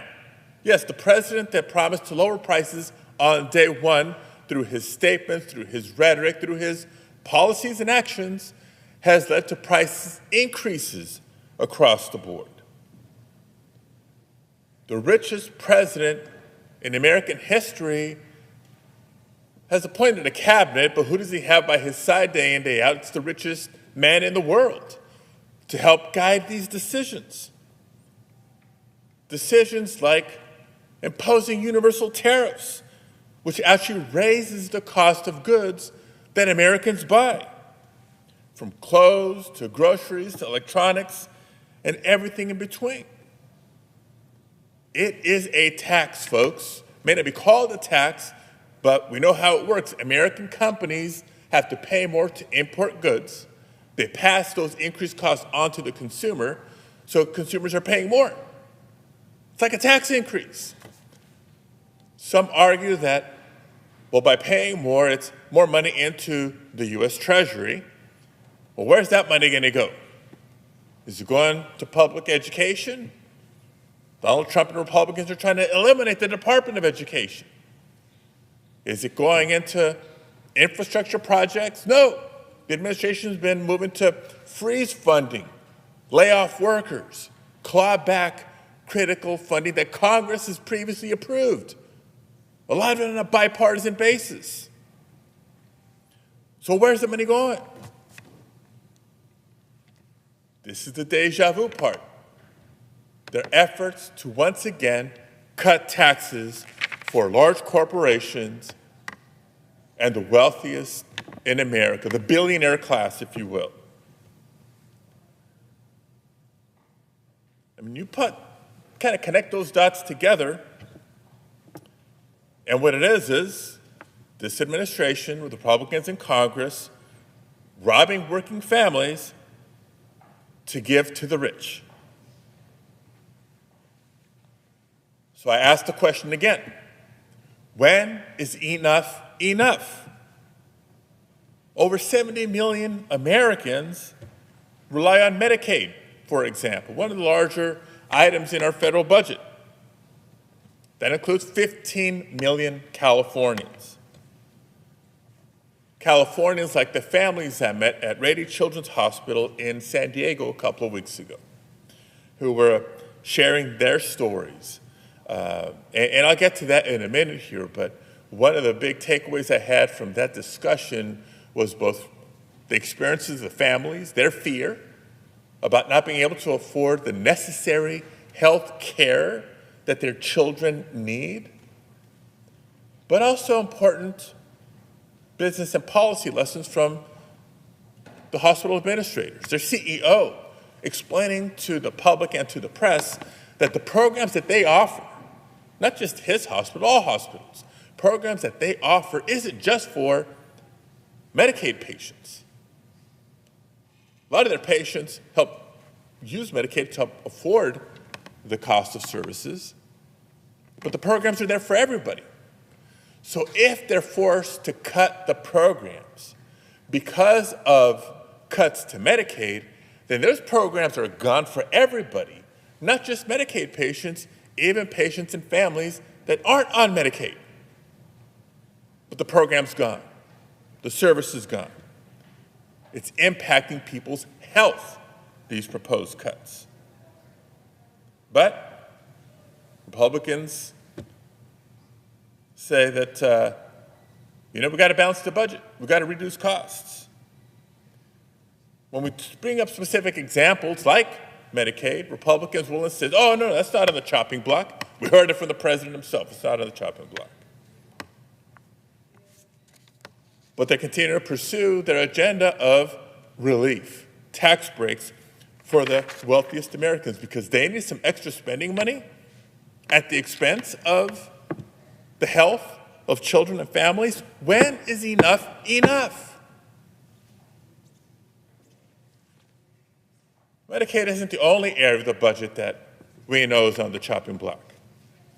Republicans are looking to take aim at nutrition assistance programs for seniors, Meals on Wheels, you've heard of it, programs for low-income children.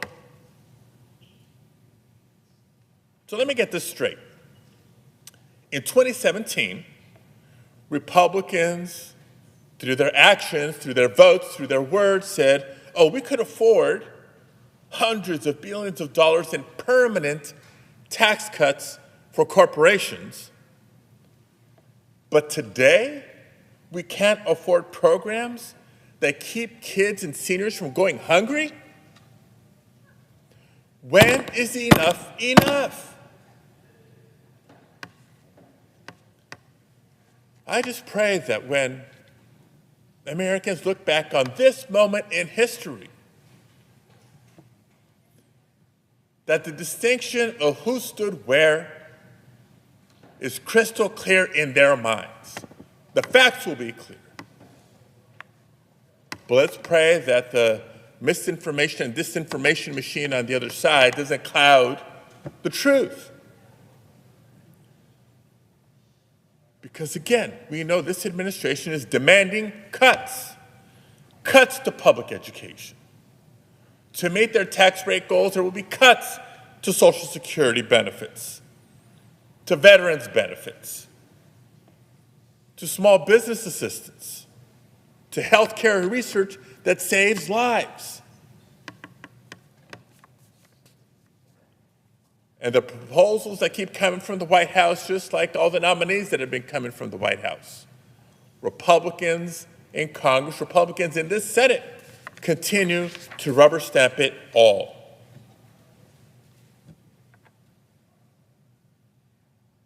That's why, at least on the House side, when members are going back to their districts and those with the courage to face their constituents' questions at a town hall are sensing the anger that's out there.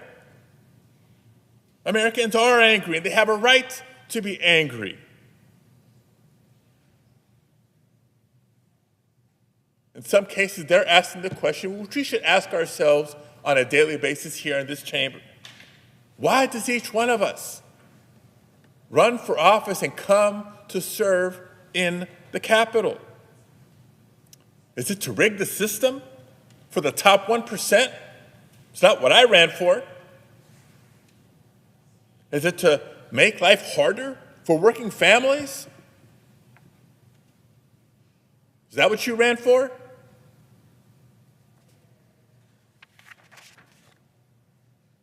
Now, as I'm speaking, I reflect a lot on my upbringing. I've shared with a lot of you personally, privately, and I've shared publicly what life was like for me growing up in the working class community of Pacoima, California, proud community. And my dad for 40 years worked as a short order cook. For the same 40 years, my mom used to work cleaning houses. You can imagine, we grew up in a very modest home, on modest incomes. on those modest incomes, my parents raised my sister, my brother, and I, and insisted that we get a good education. Our home was filled with a lot of love, a lot of discipline, a lot of sacrifice. There were times when it was tough. There were times when money was more than just tight. So when you hear people talk about, oh, families that live paycheck to paycheck, I know what that means. I know what it means for so many families across the country who just a couple $100 difference makes a huge difference. I know the stress, the anxiety of when the car unexpectedly breaks down. And you look at your savings account, and on the one hand, you may not have enough to pay for repairs, but you also know you can't afford to not get to work. So what do? But it's the same spirit of families like mine and the community like the one I grew up in that says, I'm not interested in a handout. I just want a fair shot. I'm willing to work hard to get ahead. I'm willing to work hard to provide for my family. I'm willing to work hard to make sure my kids have a better shot at the American dream than I do. But that is not the spirit of the bill that we're going to be entertaining today. In fact, it's the opposite. This Republican tax/budget bill makes life harder for working families, makes working families pay more to subsidize tax breaks for the rich. And you know what? To add insult to injury, where they're seeking to cut to afford these tax breaks for the wealthy, are the very benefits that hardworking families have paid into through their taxes. These are benefits that they have earned.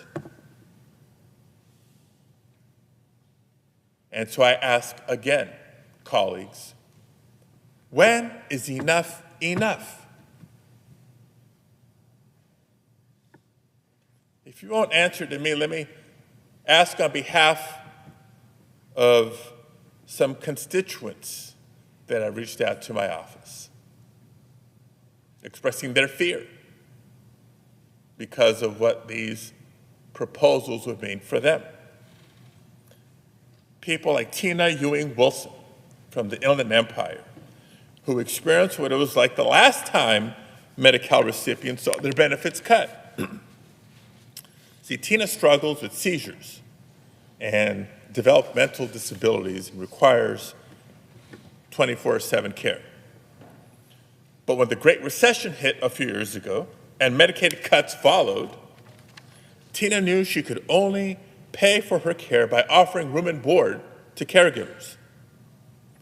Caregivers who went on to abuse drugs and alcohol and take advantage of her financially. She survived it.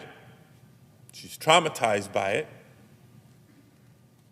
And she's wondering what will happen if Republicans cut Medicaid again.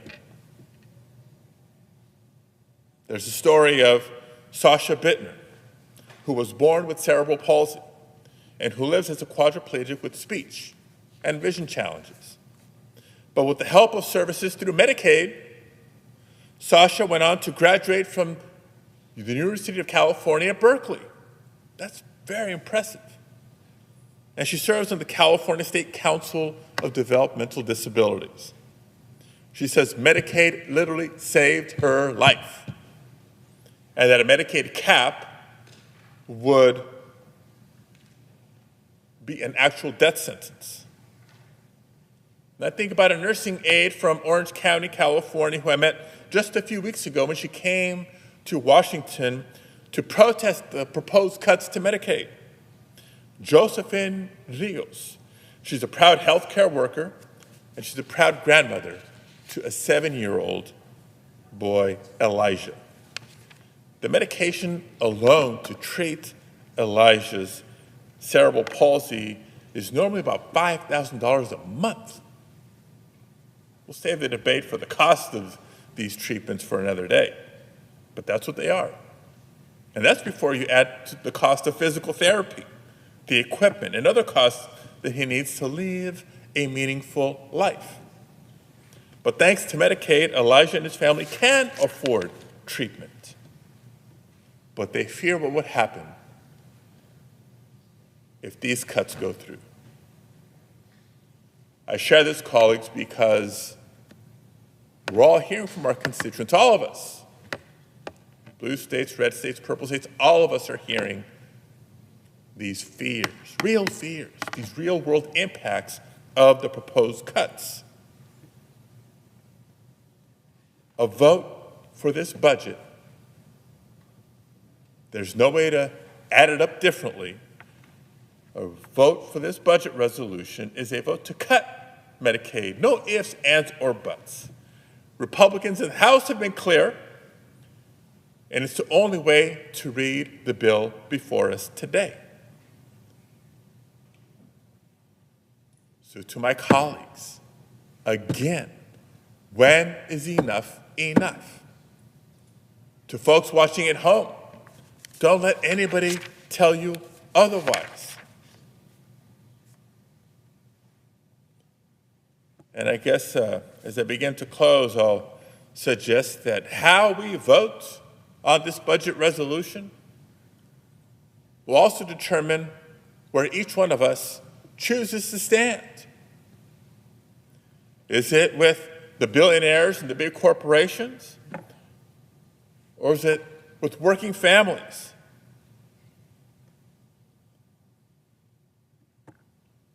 And from here on out, for every round of tax breaks for billionaires that Republicans would ask us to consider and act on, we're all going to be on the record. Let the history show, do you stand with the wealthy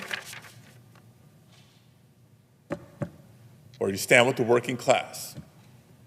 I choose to stand with the hardworking families across the country that work hard to make communities in our country thrive.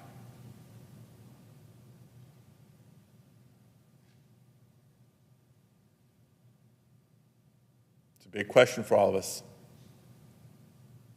Big, big question for our country and our future.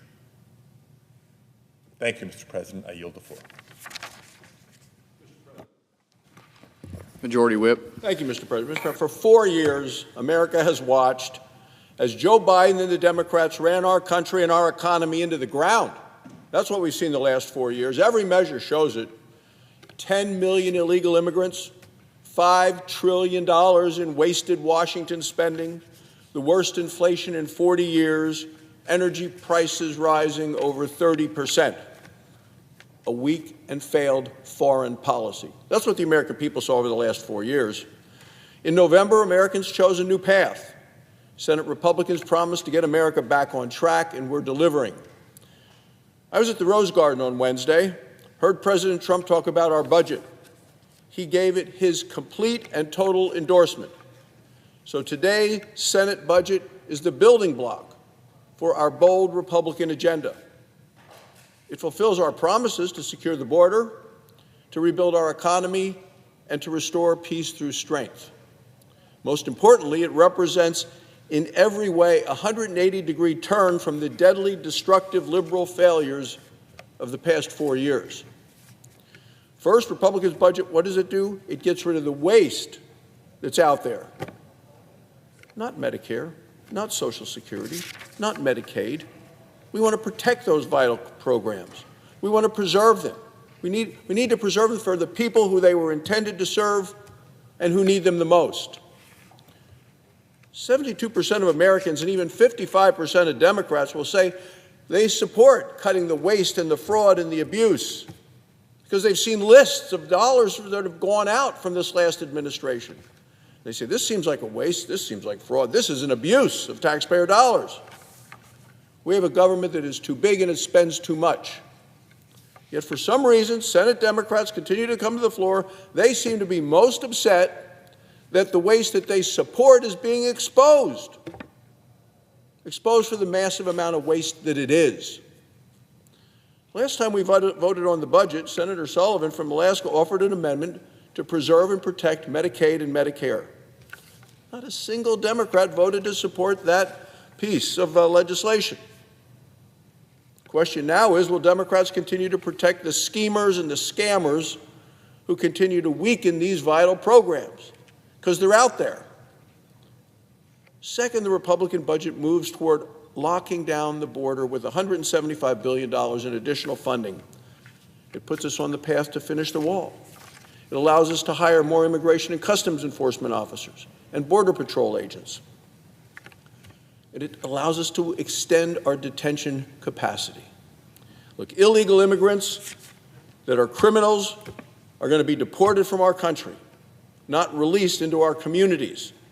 This is the opposite of what happened the last 4 years under the previous administration.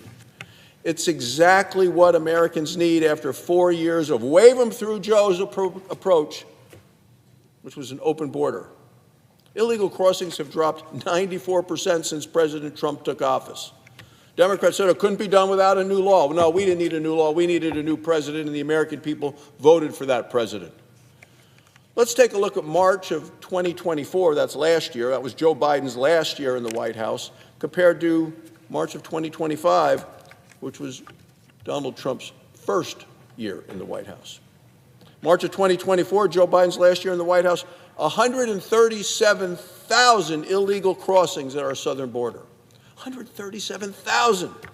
This March under President Trump, 7,000.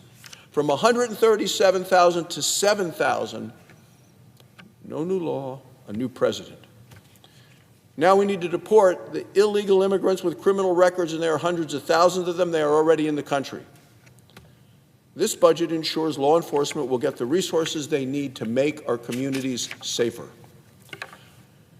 The third thing we want to do, Mr. President, is we need to stop Democrats' goal of raising taxes by $4 trillion. 90% of Americans got a tax cut from the Trump tax cuts in 2017. Our budget puts Congress on a path to make the tax cuts permanent. Permanency means certainty and stability for families, for workers, and of course, for those that create jobs. Republicans want to ensure that Americans can keep more of their hard-earned money. That's what people want. What money do they have in their pocketbooks, in their wallets? What is the tax and spend Democrats' plan for all of this? Crushing 20 million businesses, erasing 6 million jobs with the largest tax hike in history, because that's what we're going to get if you get a $4 trillion tax hike. For Republicans, a $4 trillion tax increase is a non-starter. For Democrats, it is their entire agenda. Fourth, the Republican budget means American energy dominance. No more liberal handcuffs on American energy. We're going to go back to energy independence. Affordable, reliable, available American energy is the best way to grow the economy and to lower costs for people. With more energy production, Wyoming, my home state, the American energy breadbasket, a superpower of energy, we all win. America wins. The federal government also wins if we do this. It's going to see actually a revenue increase as we produce more American energy, because some of this is on federal lands. The revenue comes to the government, and energy prices go down. Finally, the Republican budget rebuilds the military. We do it with $150 billion because we know that weakness invites conflict. Strength is what deters wars. So today there's a threat of terrorism all around the world. There's a threat from communist China. China is rapidly building up its military. There's a threat from Iran. Iran is racing towards a nuclear weapon. This budget will make America feared again. It will make our military more lethal, more intimidating. I suspect that Democrats are going to fight these common sense policies. Well, I've got news from my colleagues. Democrats lost at the ballot box in November. Republicans won, and we're going to win now. We're going to continue to fight for the American people. Because the win isn't about us as a party. The win is about our country. It's about the families all across this country. The American people gave us a mission and a mandate. Secure the borders, lower taxes, affordable energy, peace through strength, and of course, efficient, effective government. The Senate Republicans have a bold budget blueprint, and it is delivering for the American people. The Republican revolution of common sense is here. Thank you, Mr. President. I yield the floor.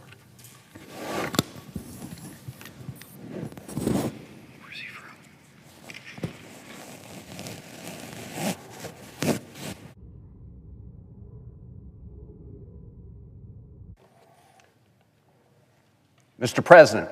Senator from Maryland. Thank you, Mr. President. Before I deliver the body of my remarks, I do want to respond briefly to my colleague, the senator from Wyoming, on the question of national security, because just last night we learned that President Trump had fired the head of the National Security Agency right after his meeting with Laura Loomer, a right-wing activist. Not only was the head of NSA fired, but so were some other folks who worked at the National Security Council. You know, this is part of a pattern of President Trump firing people who have experience, people who know their subject matter, and replacing them with political cronies. We already saw the results of that sort of amateurism and amateur hour when it came to Signalgate, which is a big violation, of course, of classified information that very much well could have put our troops at risk.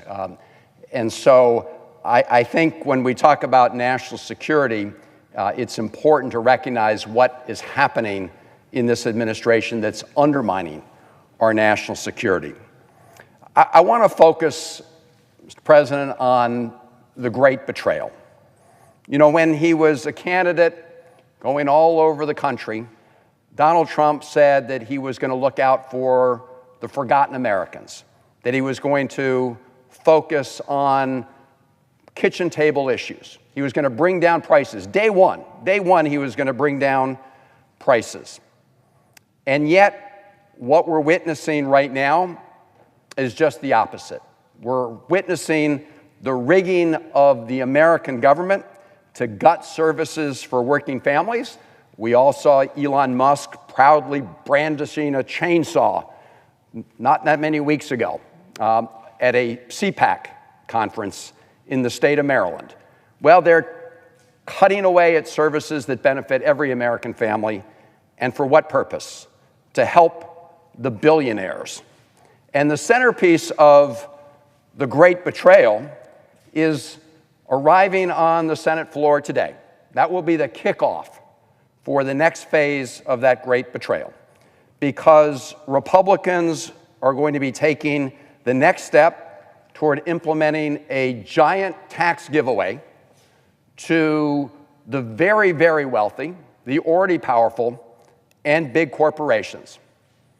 And they're going to pay in part for it at the expense of the rest of America, but they're also not going to pay for a big part of it, and that will come at the expense of the rest of America when you blow up the deficits and debt and put upward pressure on interest rates. Where they are talking about cutting are places like Medicaid, and we'll talk more about the very, very harmful impact that will have on the American people. The President's talking about offsetting the costs of the tax cuts for the very rich with revenues from tariffs, which amount to nothing more than a huge national sales tax. And we'll talk a little bit about that as well. And then, of course, Elon Musk is claiming to find all these savings in the federal government. He's not making the government more efficient. He is actually rigging the government to help the very powerful, like trying to get rid of things like the Consumer Financial Protection Bureau, which has returned billions of dollars to American consumers who were cheated by fraudsters. Some people don't like that.